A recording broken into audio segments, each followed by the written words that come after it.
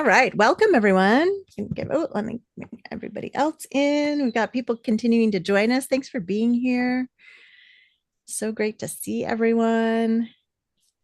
Some familiar faces and friends, and new ones.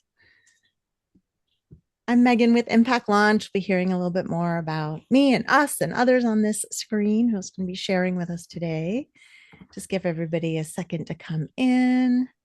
I'm actually wondering, Shubha, if I could make you co-host and you could just continue to let people in from the waiting room. Does that Yeah, work? no problem. Thank you. All right, let me do that.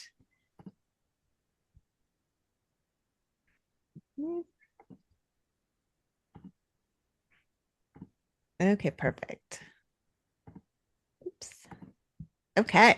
All right. Folks are still jumping in, but we want to honor your time. Thank you so much for joining us and being here. We've got a lot of people interested in this session. As much as we can be interactive today, if you can join us on screen, feel free to eat in front of us. We've all seen someone else eat before. It's totally fine. We welcome you nourishing yourself during this lunch hour. But it's just so wonderful to see everybody. We're going to make the most of this hour. It's a jam-packed session. We have so much to talk about. This could be a 3-day session. We're packing it all into an hour. And we've got some amazing guest experts here to share with you. So I'm just going to ask you a question right off the bat. My name is Megan. Hello. I'm with Impact Launch. A little bit more about that later. But how many of you, just show of hands, either electronically or your actual hand, how many of you used like Google search in the last week or so? Google search? How about Gmail? Guess what? You've all used AI. We probably have all used AI, whether we like it or not these days. And so this session is about how do we use AI knowingly and responsibly and in alignment with our mission and our values as organizations, right? It is around us, it is in us, it's under us, it's around, over on top of us. We want to empower ourselves to have more choice and have more intentionality in how we interact with AI. And that is this session today. Heather, I see your hand up. I think that was just from, I think that was just from our little poll. But if you have questions throughout this session, please feel free to put them in chat. And then we will have some Q&A time as well with our speakers. But feel free to capture those questions in chat so we can make sure we get to you. Folks are still joining us. Amazing. Welcome if you're just joining in. So we today are going to talk about a few things as we dive into AI, including what do we mean by human-centered AI? There's, as we discovered, as many definitions as there are people in this room of that, and we want to get grounded in those different perspectives. The 3 guest speakers today, I'm going to ask you to wave, and then you'll be introducing yourselves in a moment. So Cassie, Ken, and Dominique on our screen, thank you for being here. They'll each be sharing sort of different perspectives, different entry points into this conversation, because there are so many different ways we could approach human-centered AI and what that means. And then what it practically looks like in our organization. So then we'll get to some key ways that nonprofits are using AI in alignment with values to really help advance our mission. And then making sure that we leave with some practicalities. What are some mindset and basic approaches and shifts that we need to make, some best practices, and then some key recommendations from each of our speakers. What could you go do tomorrow or this week to start to act on this in alignment with your values? So we're really excited for this conversation. Just want to thank all of you again and all of our speakers today. I'm just going to share some slides real quick and give us an overview before we jump in. And we are recording. Just want to let everyone know that, because there are folks who couldn't be here live who would like to access this information later. So we will be, Cassie, Ken, and Dominique will be joining me up here in just a bit. And just a word about Impact Launch. We partner with nonprofits, foundations, and local government to maximize impact. We really see that as the ecosystem of what it takes for a thriving community. And then when those 3 components work well together, we have maximum impact. We are rooted in compassion, equity, dignity, and courage with all the things that we do. That's our why. That's why we get up in the morning. It's how we do our work. And many of you know us for that. Our work is deeply rooted in values and in community-based organizations that are working towards those, actualizing those values. We do leadership and capacity building, strategic planning, meeting design and facilitation, policy development, board capacity building, cross-sector initiative design, all again rooted in how do we work effectively together? How do we work in alignment with our values to make a measurable impact? And these are some of the organizations that we worked with, mostly across California and the Bay Area, some beyond, just to give you a sense of the breadth and depth of the work that we do with community-based organizations. And we really work to focus on strategic focus, empowered leadership at every level, community-centered and aligned and purposeful governance and lasting systems change, making those all important shifts so that we can work better and more effectively within our teams and in collaboration. So all that being said, if you are interested in Impact Lunch, we'd love to chat. Please reach out. But with no further ado, I want to first thank you, Shebra, my teammate, for being here.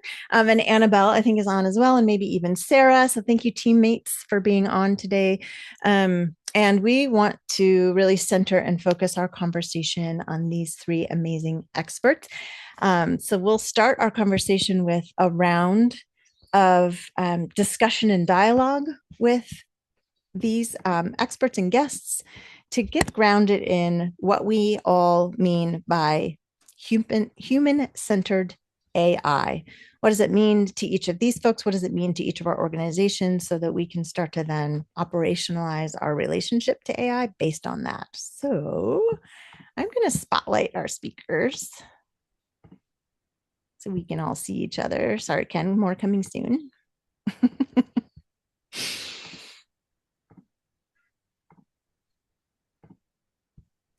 All right.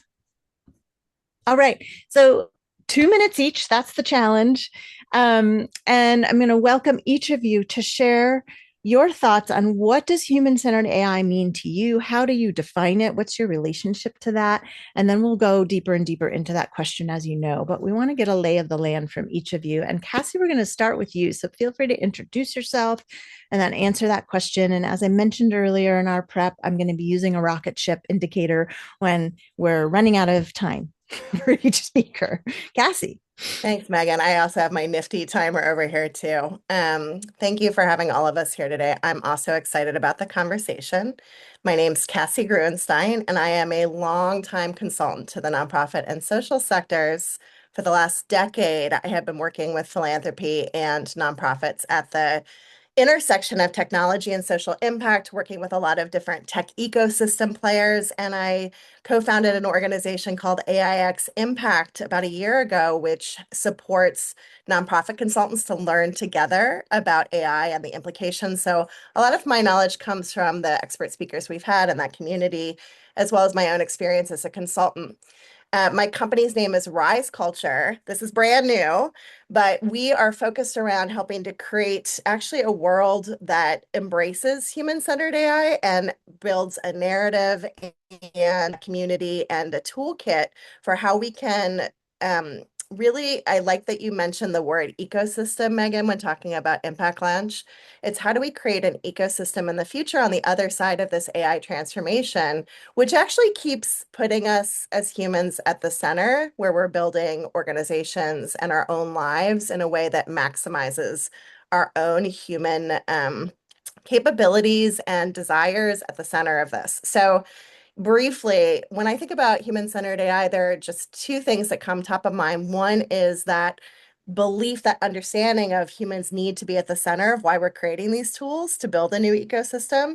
And I'll just mention briefly to keep an eye out, we hear all these voices from the people who are building the tools. There's a lot of negativity around it, I think, in the community, but some other voices have entered the chat. So Pope Leo next week is going to drop a big document around keeping humans at the center of AI. So that's something to keep a hold of. And then the other thing that I would say, and we'll talk more about this a little bit too, is the way to do that practically in organizations is to ask some really good design questions and think about augmenting your team with the AI capabilities as opposed to replacing team members. But it's really, in my mind, about upskilling humans and building onto their capabilities and what they do best, using like any digital technology, these new things. Thank you, Megan. Rocket ship, impact launch. Get it? Okay. All right. We are going. Thank you, Cassie, for starting us off. That's a great, like, sort of grounding. And what do we mean by human-centered AI? And again, we're going to get more and more detailed into the practicalities and operationalizing that in our organizations. Dominique, over to you to give your perspective on the same question. What is human-centered AI?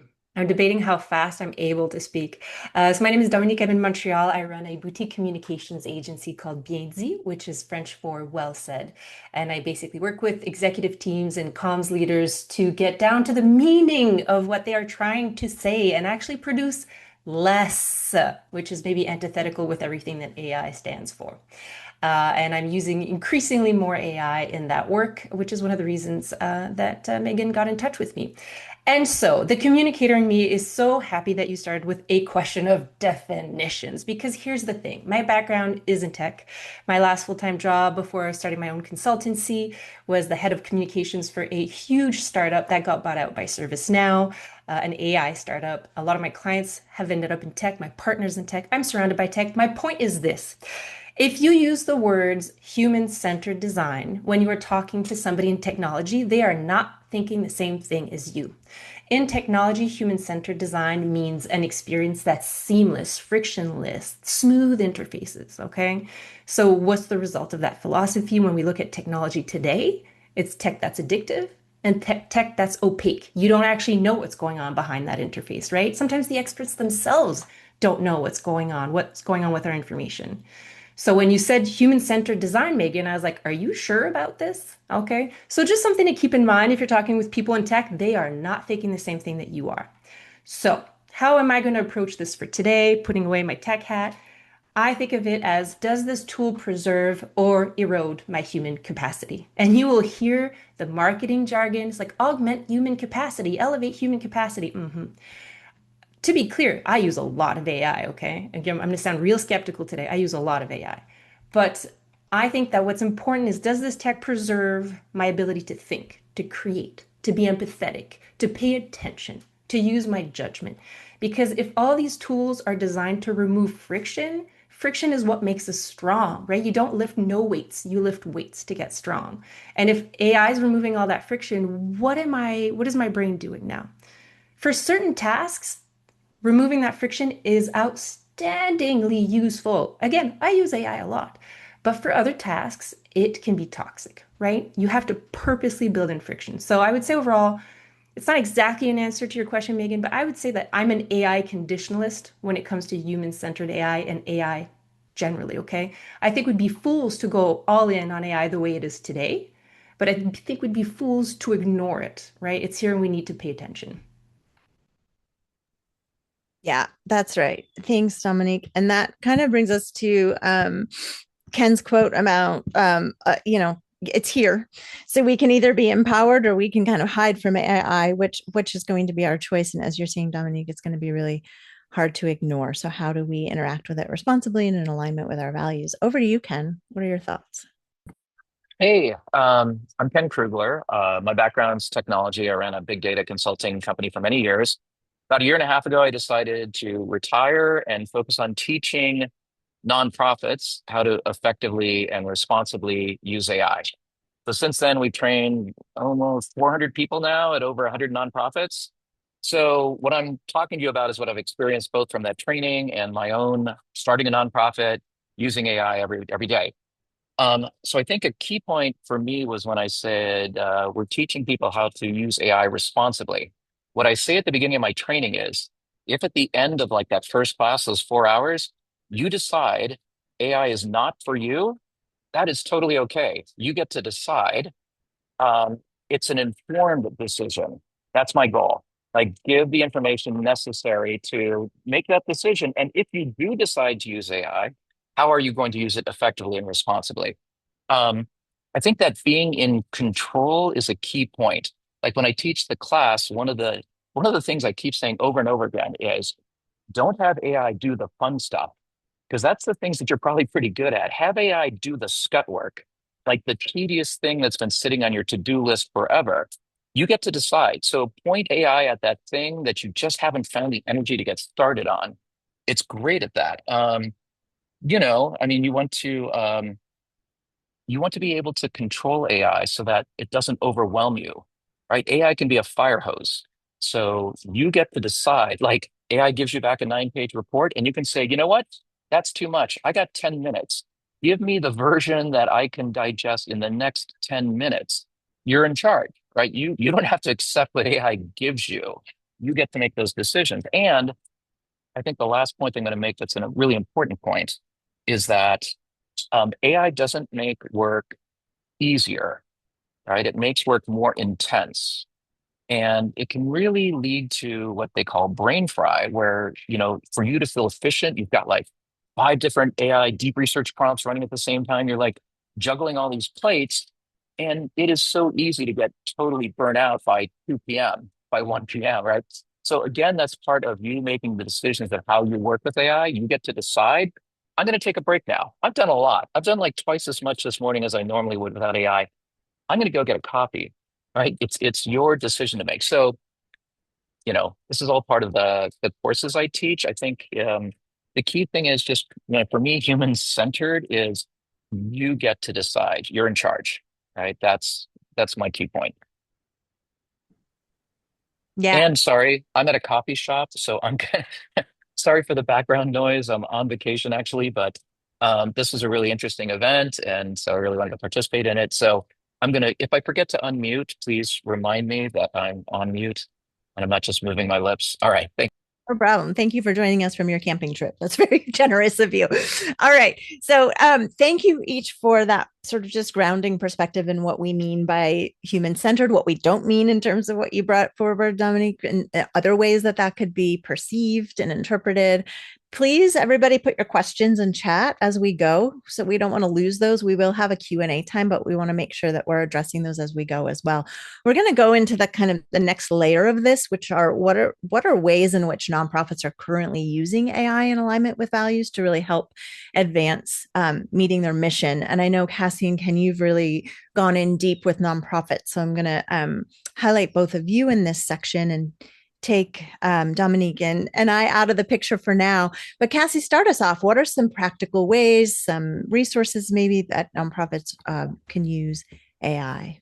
Yeah, I'm going to actually talk really specifically. I know, Ken, you're going to speak to a lot of the infrastructure ways, which are how do we use AI in our operations behind the scenes. And because my background is more squarely in like the program design, how do we use different tools, whether that's classes or other services or sometimes technologies to support our nonprofit beneficiaries. I want to talk really specifically to some of those use cases because I think there's some really interesting things going on. And first, I want to say thank you to Dominique for calling out like some of the things that we'll be hearing, the jargon around like, oh, augmenting this, because I'm hoping that what we can do, I know it's everywhere. And I know it's the thing that I said at the beginning too. So I think like through these examples, we can literally think about what does it mean to actually use AI to augment in a way that reflects the values of our sector and that reflects the values of what we always bring in, which is like what's going to work best for the people who are really receiving our services, who we are building trust with, who we want to see succeed and at the very least survive in the world and do better, right? That's part of it. And it's a lens that I come into it with. So I've been working with a client to help redesign some of their programs, which offers education. I'm not going to mention who, but offers education to multiple nonprofits in a certain issue area. And we have been looking at how do we bring AI in a way that supports their small team, because we know how it is on nonprofits. We have small teams to be able to offer personalized assistance to more organizations. really effectively. And so the thing that we have come up with is using AI for something that it's really good for, which is to take, a list and a lot of information that we have. One of the things we're really rich with at organizations is data.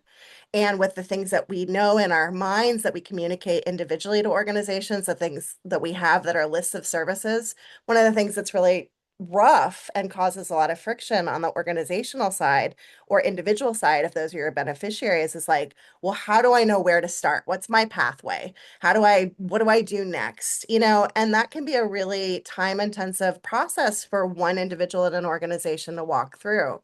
And so the client that I'm working with is looking at building different AI agents that would help create personalized outcomes. And it's not even agents. I'm just going to back up. We used one of the models like Gemini to, in 12 seconds, generate like what would be a pathway through all the services that we're offering that would make sense for an organization with this kind of profile.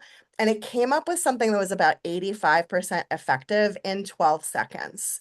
And so once we bring the AI in to help us do some of that thinking and doing, then we can spend more of our time with the, scarce um, people time that we have behind the scenes, actually talking to people, to making sure that things are effectively implemented, to make sure that there's really good outcomes and the impact that we want to see. So we're spending less of our time on the back end creating an organized list for someone to have, for example, this kind of curated experience interacting with all of the different programs. So I just think it's a really beautiful opportunity to think about like, well, how do we use this new tool best? And then how do we use our human time best to really connect with our beneficiaries and expand what we're able to do? I also want to mention, I'm going to put a couple of case studies into the chat here, but first I want to mention at least one of them with the time that I have left, which is an organization called Empower Work that I've partnered with before. And Empower Work has um, developed a platform where they connect peer counselors to people who have questions about work related issues. And they have always done that via a text platform. And so what you have is people who have questions about whether they're going to get fired or what works for them, connecting with peers via text. And so this is a really easy, when you think about AI, opportunity to bring AI in and have just an AI bot text you back. And what Empower Work decided to do instead, approaching AI, was to say, how can we actually help support the peer counselors that we have on staff to do this work? And instead used AI to create workflows and create efficiencies for that team of peers so that they can continue to have that human relationship with the work job seekers. And so that is a choice that they made when they looked really, at their programs and what they can do. And there's a really beautiful case study that they've talked about.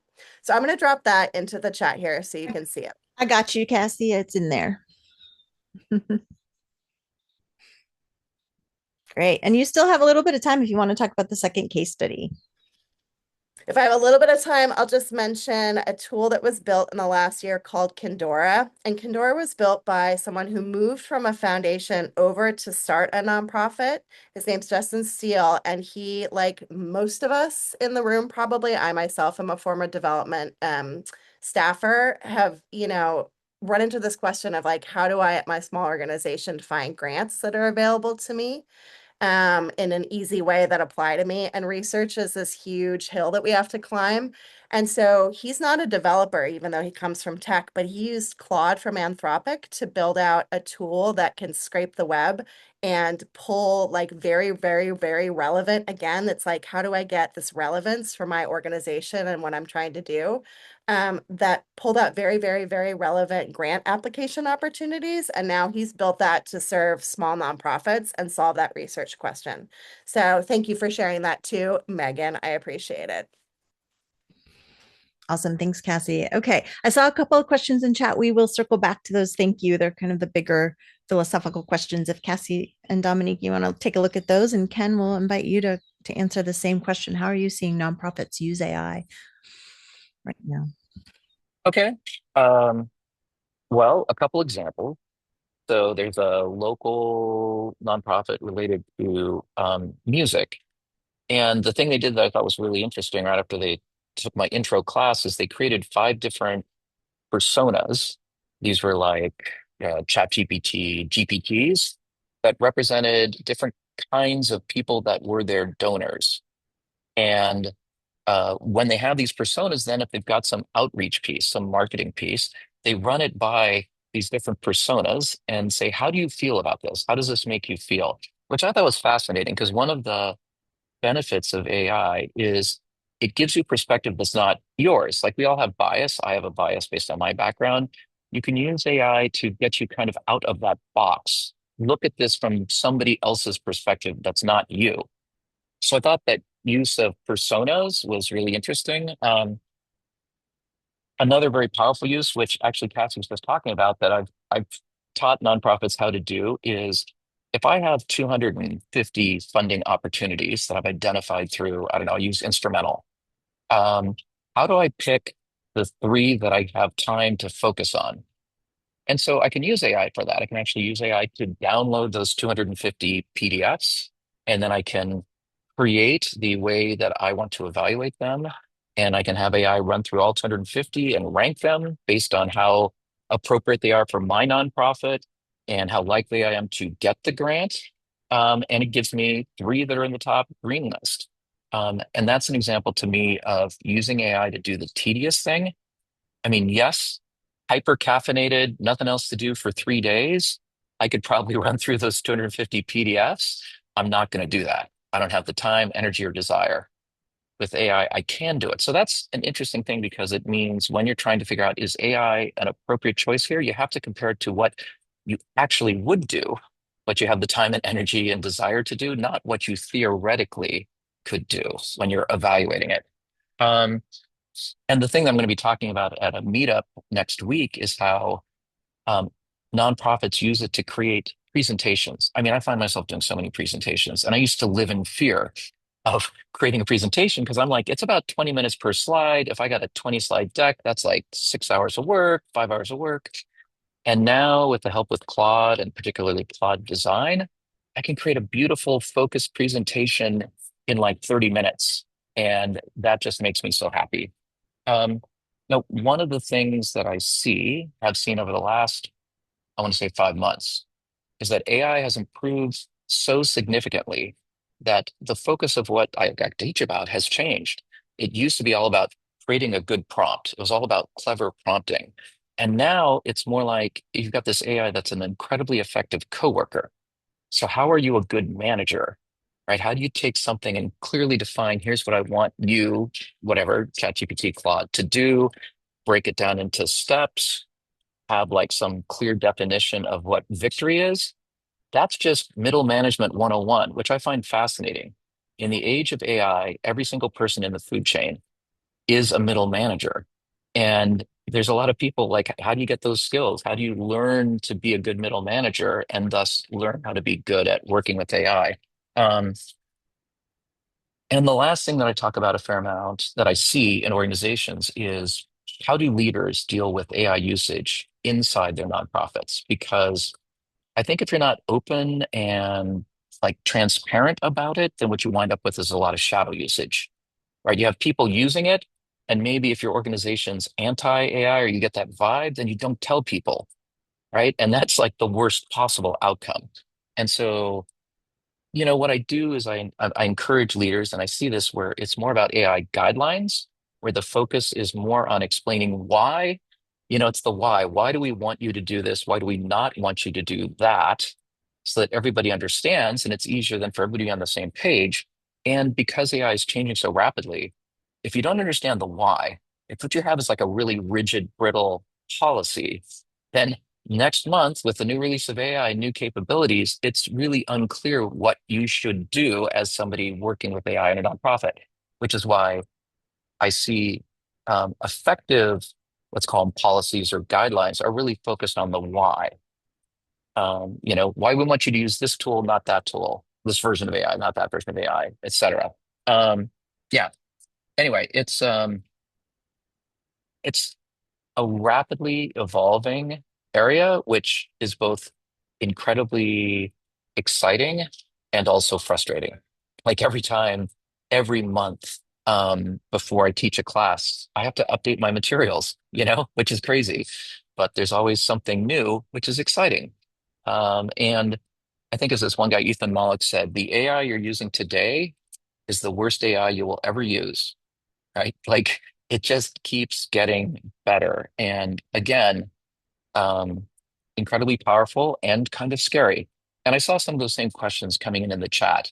And yes, I'm sure everybody, all the three of us have lots of thoughts about that. Um, but yeah, I mean, we can wait to talk about those. I don't need to talk about them now. Yeah, We will definitely get to some of these bigger questions yeah, in chat that are equally as important as these practical steps. Yeah. yeah. So seeing things about privacy, guidelines and governance, environmental impact, impact on labor, and intelligence, etc., and rights to our own thoughts and art, etc. So lots of big questions to answer here as well. I'm going to bring Dominique back into the conversation as we kind of drill down even further, and maybe as each of you speak to this, you can weave in some of your perspectives on what's in chat, and we have a Q&A time dedicated as well. But our next piece is around what are some mindset shifts, and you've been alluding to some of those in terms of how we govern and how we manage and how we interact with AI. So what are some mindset shifts and some best practices to keep in mind? And if you want to weave in some around privacy and rights, etc., to that, you can, and other guidelines. So Dominique, let me highlight you again, and we'll start with you on this question.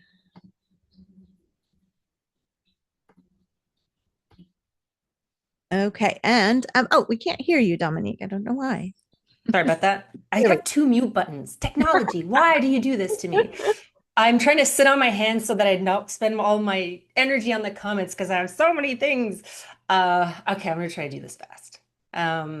Mindset and best practices. I will say, I just want to say parenthetically about the environmental issue. I care about this a freaking lot. I put the Sasha Lucioni link there. She just literally, she's been working in this for all time. She works at the intersection of sustainability and AI. And she doesn't seem to be too much of a techno solutionist. I've met her and I've spoken to her, and I think she's the real deal. And she just started a startup about sustainability and AI for what it's worth. And I will just add this one last thing. The people in this room, using AI is us not using plastic straws. That's not really the problem. There is a cost, don't get me wrong. There is a cost. Okay, I'm not denying that, but there's also a cost to the flight to go to your vacation. Um, Again, I'm not saying it's right or wrong. I'm just stating the way it is. So let's get back to the question, mindset, and basic practices. I think, and Ken touched on this, I have it on a post-it right there. AI does not get tired, but you do. Okay, that's my mindset because boy, oh boy, AI does not stop. It generates, it generates, it generates. Ken said a 90-page, you want a 90-page report? You didn't even ask one for one. Here's a 90-page report, right? Drafts, ideas, counter arguments, options, which can all be super, super useful, right? But they are not effortless on your part because now the effort has moved to verification. You still have to ask yourself, is it true? Is it appropriate? Is it aligned with what I'm doing? Is it safe to use? Is it serving the people I serve, right? And the worst part of all of that is that a fluent wrong answer is way harder to catch than an obviously wrong one, right? When it was starting off with images and people had like 7 fingers, that's so easy to point to. But when it tells you something about, I don't know, like sustainability numbers of forests in Brazil, I don't know. Maybe it's true, maybe it's not. So AI doesn't necessarily remove the hard part, it just moves it, which means that, remember, AI does not get tired, but you do. So I kind of been developing what I call tech hygiene for myself. My mindset is about, I'm going to be honest, when I talk about myself and my energy reserves and how I personally use AI. My first tip for you is remember these? Remember these? Remember this stuff? Grab a pencil, grab a piece of paper before you even open the tool, okay? Write down what it is you're trying to do, okay? What are you trying to do? What's your objective? Who are you trying to serve? Because guess what? These tools are really good at distracting you. And if you want to be efficient in your use and not use too much data center and all that, you are responsible for keeping it on track because boy oh boy can you can go down a lot of rabbit holes, and it can even make you doubt yourself. If you sometimes it's great because it highlights gaps in your logic or leaps of logic, but sometimes it distracts you. And I really recommend don't type it, write it down. Two, I'm going to say the rest of these real fast. Use the tool when you are sharp as a tool, not a crutch when you are tired. When you're tired, that's when mistakes happen, right? So if you need to catch errors, protect people, make judgment calls, you should be using AI when you're at your utmost. Maybe you make it run stuff when you're tired, but you use your woke, like my 15 coffee, 8 a.m. mind to go through it. And three, I talked about friction before. Think about it in terms of friction. Where do you need that friction removed? Use AI for that, right? Especially if it's lower stakes or rote work or something like that. We named all kinds of different ways of using it and that kind of thing. But you don't need it to automate everything. You don't need to be more efficient in everything. I would just say figure out where the friction is and where you want it to disappear and where it needs to stay so that you're using the best of your brains. Awesome. Thank you, Dominique. Great tips. Okay, over to Ken for your perspective on this. What are some best practices to keep in mind, some mindset? So many. Um, I think, okay, so one thing that I constantly say is write the rough draft yourself. And the reason I say this is cognitive decline is a real issue. And I'm teaching this AI in depth class. And one of the first modules is about how you can customize AI to make it sound more like you, right? To actually be a better writer. You give it all this context about your organization, about you, examples of your writing. It starts sounding more and more like you. But then the risk is having it write for you. And when you have it right for you, you've got cognitive decline, you've got issues of your tone getting flattened, et cetera. So I try and teach people all these techniques for like just using an audio transcription as the way to capture your rough draft. And AI is actually great at taking that rough transcription and turning it into a nice outline. Um, so that's part of it. The other thing is, I'm teaching about using deep research and deep thinking, right? These two newer sort of capabilities in AI. And to Dominic's point, it's really when AI generates a report and it's got that nice blue heading and like nice bulleted points and everything, it feels like the $10,000 report that you pay somebody to create, which makes you much more likely to trust it. And now it's like having AI think for you instead of just write for you. And so there, what I talk about is before I run a deep research prompt, I've always decided how am I going to validate this result? Right. And I need to do that before I see the results, because once I see the results, they start influencing my ability to assess it. So, tip there is whenever you do any kind of deep research, always think about how am I going to verify what this thing is saying? Examples I know are true or false that the report should confirm, et cetera. Um, and then the third thing, the third module I teach in the advanced class is on agents and connecting all these new tools, Slack and email and calendar, et cetera, which can be amazing. But now the risk is having AI act for you, right? And that has so much potential risk. And so the simple thing I say there is, okay, you have everything running in read-only mode, right? It's not creating, deleting, or sending things for you. You have it running in read-only mode when you connect these things, and you start understanding the issues, the capabilities, et cetera. I do think the issue of privacy it's interesting. The big privacy issues I see aren't, oh, your data's getting uploaded to, ChatGPT and somehow that gets leaked.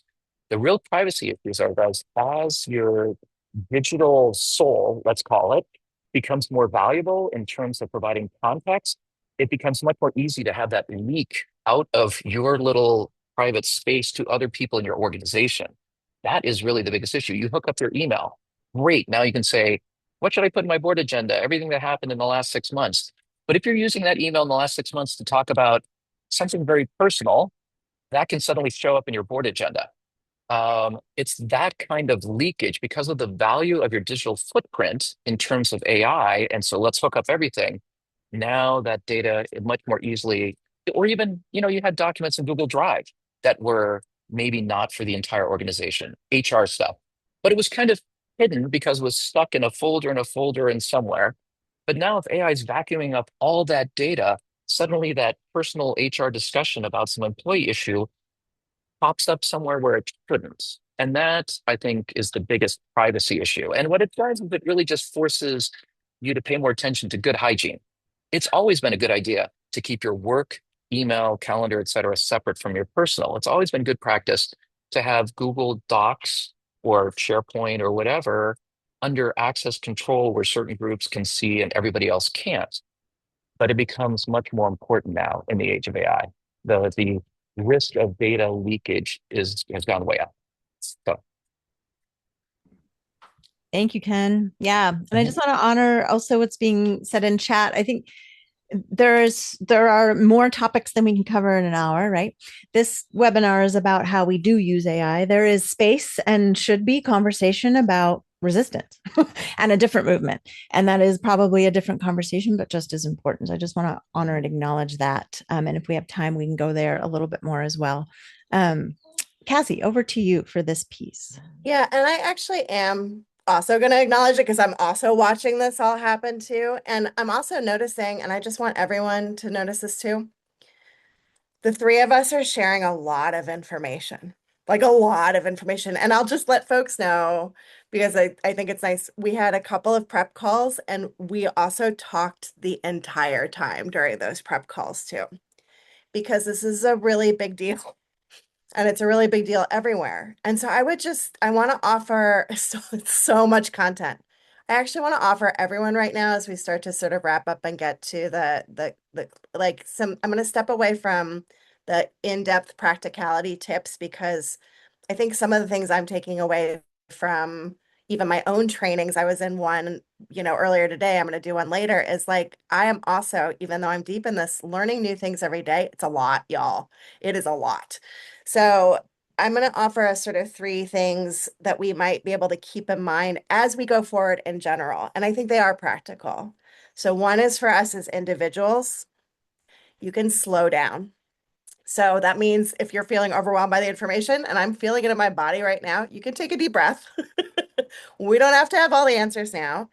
And one of the tips, the ways this comes out really practically, and I've done this myself too, is if you do start to use AI, just, or if you're using it, you can let something sit overnight. You don't have to follow it to completion. You can come back to it and look with a fresh mind at something if you produce something, or if you get stuck on a prompt and you're like, I don't know where to go next. It is perfectly okay to put something down and then come back to it, or to even put down the conversation around AI. You will not be left behind.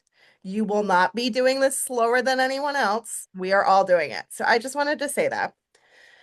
From an organizational standpoint, I would say you are already in a good place. We all are because our organizations are approaching our work with this real equity lens already. We approach everything we build and everything do with this equity lens, this question about the community. So I think one of the practical ways that I'm trying to use this in my own organization is how do I bring those two lenses together? Like put an AI lens. Sorry, look at that. It's like paper cover scissors, but like let's put the AI lens down here.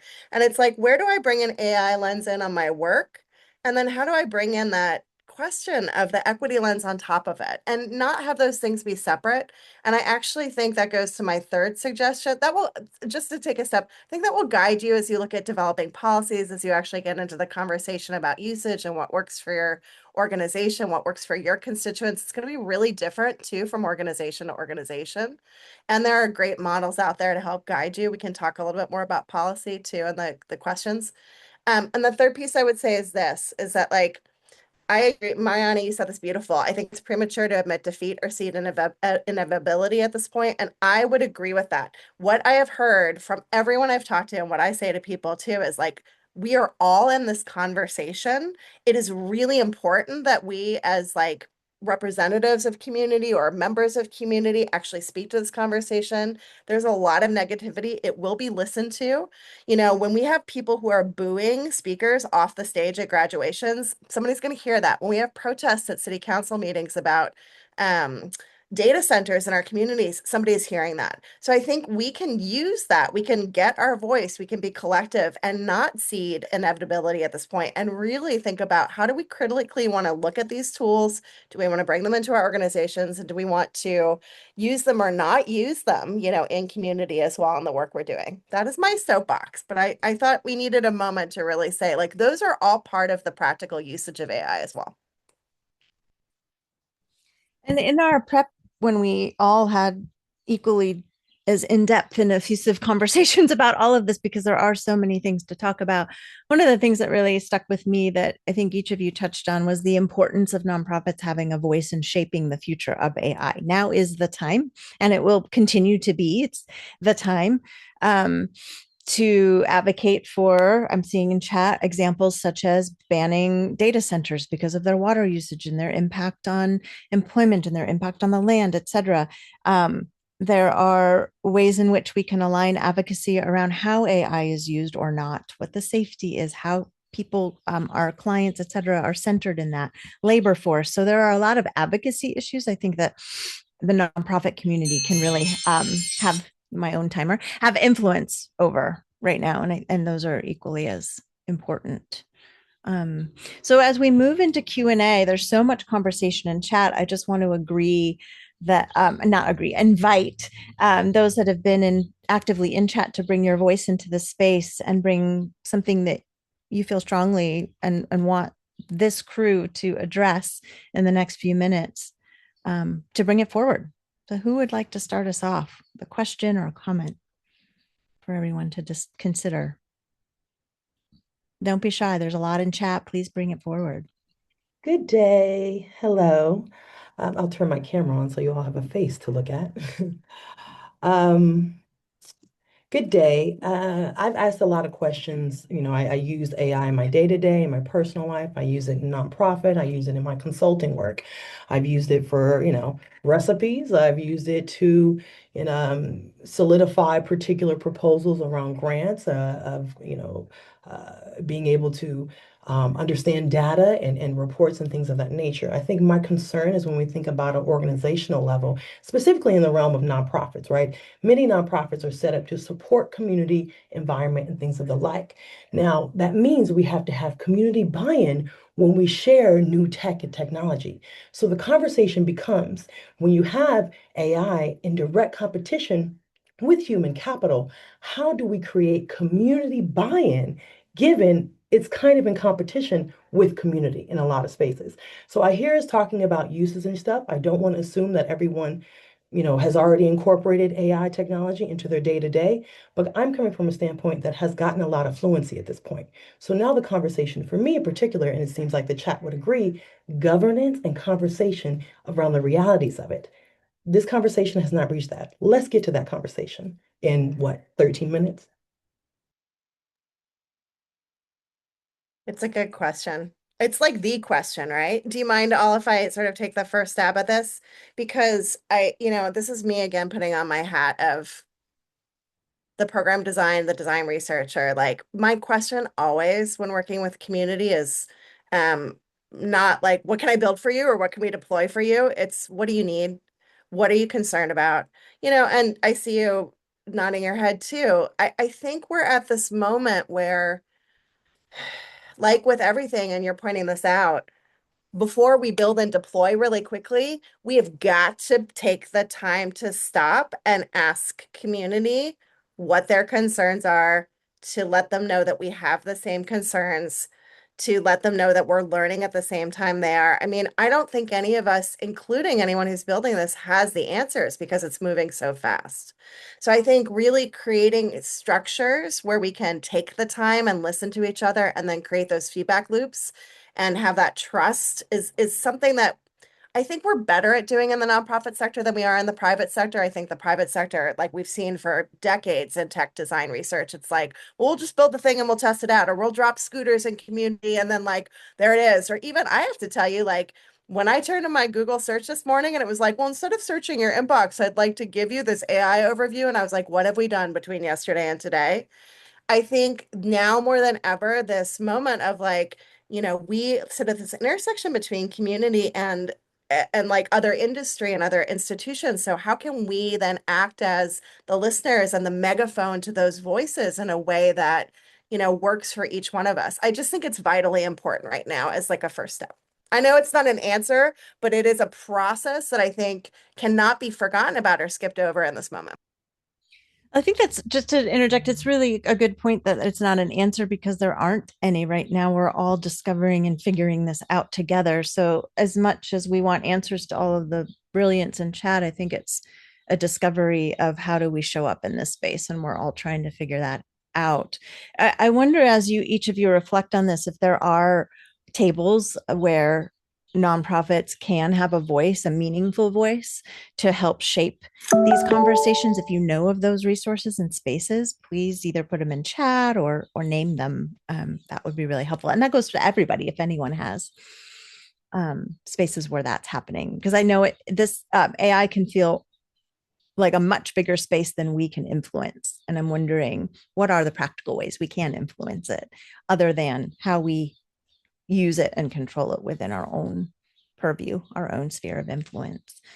Other thoughts on that question before I go to Yeah, Shipra, who has her hand up? Yeah. I would just add, not to make everything too high level and too abstract, but first of all, you should know I'm Canadian. I'm not American, so I'm coming from a different context. I recently learned that the Communist Party is illegal in the United States. That was very surprising to me. Um, I am part of a communist reading club, not because I am one, but because I like to know things. And you know what we read? We read economics textbooks. We're in, I mean, okay, we read the manifesto too, but we read economics textbooks to understand what current economists, how they think about the world and how it controls our world, so that if we do have a communist point of view, we can actually speak their language and influence them in ways that they can understand. And I feel like there's a parallel there. The second part is, again, not to make it too abstract, but AI is neither good nor bad, okay? In a silo, it is neither good nor bad. I feel comfortable saying that, and this is why. It's about how we use it, why, and how. And it could be an incredible tool for democratizing access to all kinds of resources and expertise and giving voices to ideas and people who don't usually have the floor, right? If it doesn't do that, or if that gets corrupted, it's because of something way bigger than AI, and that's extractive capitalism. I know that's a whole thing. And it's like, okay, let's pivot and talk about how we get rid of extractive capitalism. I'm not trying to pass the buck here. It's just that I got overwhelmed by that question because to me it goes way deeper than that. But again, I don't want to send this off on a tangent, but to me, that's the crux of the problem. I think this tool could be amazing. And like for things about losing jobs, when we created the wash machine, people who wash clothes by hand lost jobs. When we automated how we make cars, people who make cars lost jobs. And it's only now that we're automating knowledge work that people are up in arms. And I'm not against that, but I'm a bit confused. And it's only now that we're doing AI that a lot of people are speaking about, but the environment all of a sudden, when there's meat, there's flights, there's all kinds of other things too. I'm very interested in why AI is the lightning rod for all these issues. I am not against it at all. Don't get me wrong, but I find that very interesting. Ken, and then we'll go to Shipra and then we'll start to wrap up. I think why AI is the lightning rod is because it's happening so fast, right? I mean, all these other things, changes that happened, there was a much longer period when it happened. I think that's part of it. And to be fair, having it affect white collar jobs, you have people whose voices are already loud getting amplified, where if this was just affecting minority communities, poor communities, you wouldn't be seeing that same sort of volume setting on the dial. Um, I think I said at the very beginning, there was this point about intentional usage, right? Where if you decide AI is not for you, and if you decide AI is not for your organization, I think that's a totally valid decision to make. It's going to be hard. Oh, it's going to be so hard because AI is embedded everywhere, you know? So just saying no to AI is going to be challenging, but that's a totally valid decision. Um, what I tell people, like for myself, um, it feels similar to an environmentalist going to attend a conference, right? You have to accept that I'm increasing my carbon footprint, but I'm accepting it because of the value of what it is. So I look at my usage and I say, I can be intentional about it. As an example, I can make sure I use the lightest weight model available, which uses 1/50th of the amount of processing power as the more advanced models. And I can help. I don't know if that just makes me feel better about my usage, but it's an intentional step that I'm taking where I'm saying, I understand there's this impact and I'm going to try and mitigate it. I'm going to try and mitigate it in these ways. I think for each person, it winds up being a personal ethical decision, which makes it hard for organizations, right? Because you have a diverse set of views in an organization. And thank God, I've got three people. So I don't have that level of issue. So I feel the pain of a nonprofit leader trying to decide how do you create an overall overarching approach for your entire organization. I don't know how I would do that. So yeah, it's taking offense. Yeah.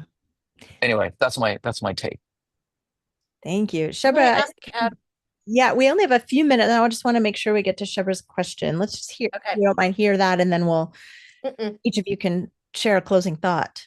Sheba. I'll be really quick. It was actually more of a thought than a question. And anyway, I want to hear from you guys your closing thought. I really appreciate this conversation.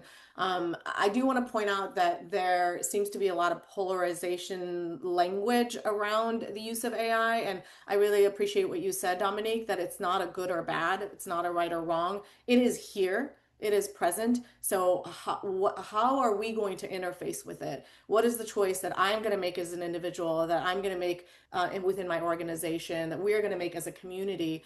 And with one of my hats, I brought forward an agenda item to the Santa Cruz City Council to adopt a ethical use of AI.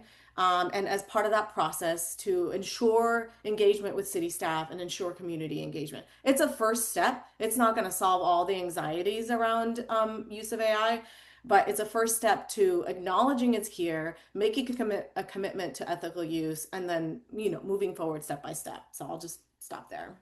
Yeah, thank you. Yeah, and in chat, it's here and it could be completely wrong. There are things that are here that are wrong, but that's going to be up to each of us as individuals on how we come together with the folks that align with our views and values on this and work together towards either ethical and responsible use or resistance, etc. Those are all places of agency that we each have. And our aim here is to just empower you with more information to make those choices, to not make them for you or direct for you. But there's a world in which it's a both and then there's choices to be made where it might be an either or for you. I think we need a second session. I would agree. One last closing thought from each of you on anything that you want to wrap up with or leave folks with.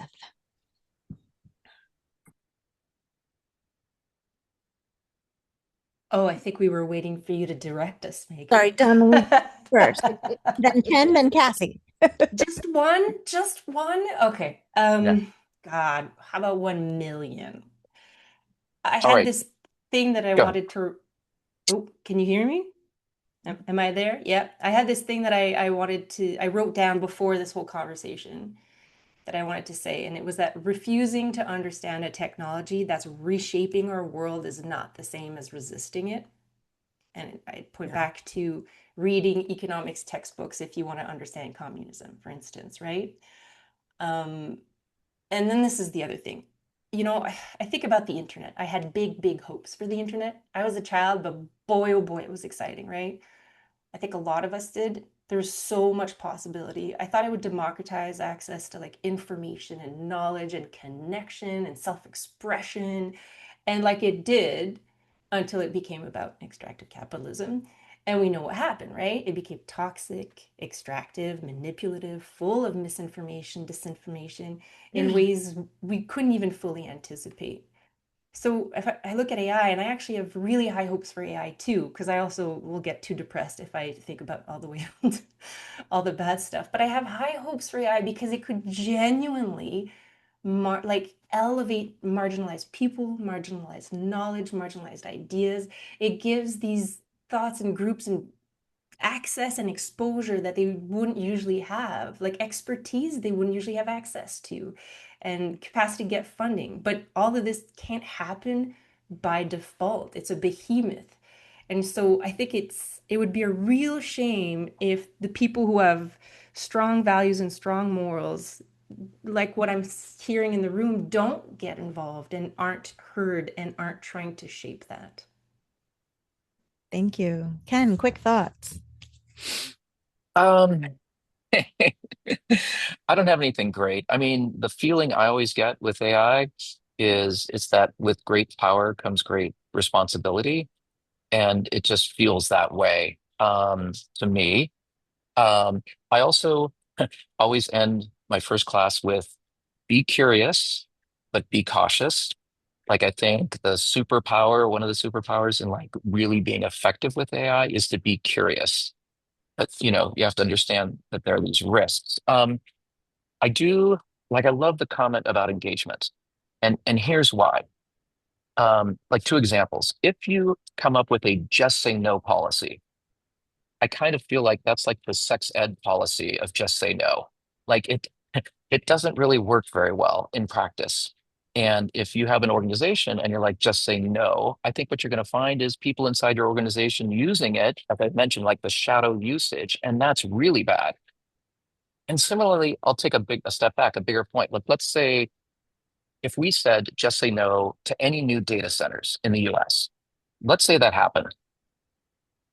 What would happen is those data centers would get built in Mexico, right? And there'd be a fiber optic line going across the border. And so you'd Yep. make it somebody else's problem. And I think the key point is we need to make it our problem, which is different than saying just say no. It's like, where should they get built? Let's not give Elon Musk temporary licenses to operate really dirty, polluting power plants for his data center. You know, let's let's engage, which is different. I think, and that's a comment that everybody's been saying here. Let's engage, not like deny or pretend it doesn't exist. So, Yeah, great. Thank you. Cassie. Very quickly, I would just say the thing that's really been the rocket ship for my own learning was doing this in community in the last year. And for me, I needed to start that because I didn't find nonprofit consultants were talking about that. And so we have a big group now. We talk about it at least once monthly. We're doing skill building sessions. It's time that I have to invest into learning this new thing, but it feels really substantive, and I wouldn't have done it without community. So I would just encourage people. One place to look for that is N10, which is a big ecosystem player, but they have local community meetups. You can be involved as a volunteer. You can drive those conversations. So that's a good place to go. But if not, join up with a friend or two, make it a conversation at your organization. Do this together. Don't do it alone. Can you put that in chat, Cassie? Yeah, That's what you happy to.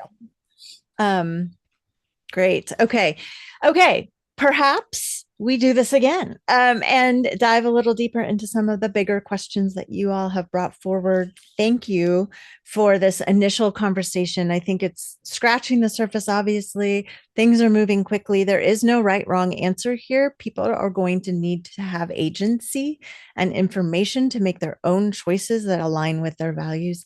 And I think there's going to be different movements within this. Let's keep talking about it. Let's keep exploring what the path forward or paths forward are and what support's needed. So, yeah, a lot of nuance, a lot of discernment, a lot of coming together and continuing to be in community. So, thank you all for starting this conversation with us today, and let's continue it. And we will follow up with a summary of this, resources, the recording, etc., so we can continue together to chew on this, to reflect, and then we'll invite you to come back together. Thank you, Cassie. Thank you, Ken. Thank you, Dominique, for your thoughts, your reflections, spending this time with us. And thank you, everyone, for being here. Thank you for the outstanding questions and for having us, Megan. Absolutely. Great. Thanks, everyone. See you soon. Take care, y'all. Ciao. bye, everybody.